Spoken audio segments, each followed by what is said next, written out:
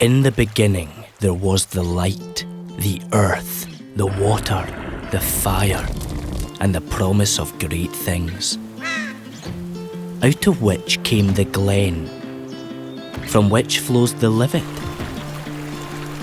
Remote and undisturbed, the Glenlivet is the ideal place to make whiskey, which is why our founder George Smith chose it.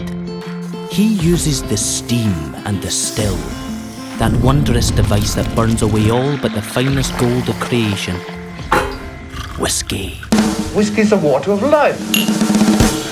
Unfortunately, all of this was against the law until the day in 1822 when the king shows up, tries the whiskey, and guess what?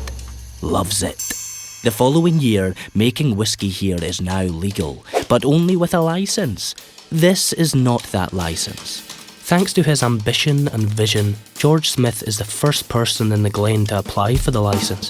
This pioneering move would later lead to the indenture, the legal document that means his creation is the only whiskey that can be called the Glenlivet.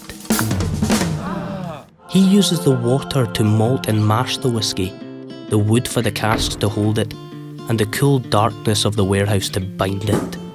And he is rewarded with the creation of the signature Speyside whiskey, the nose of flowers, fruits and, what is that? Citrus.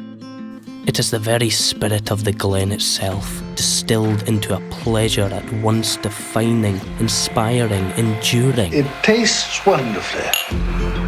The kind celebrated by the famous of their day, as in this Dickensian letter by Charles Dickens, and continued to this day by the master distiller still at work beneath the indenture, the one that silenced pretenders and transformed a whiskey into the whiskey.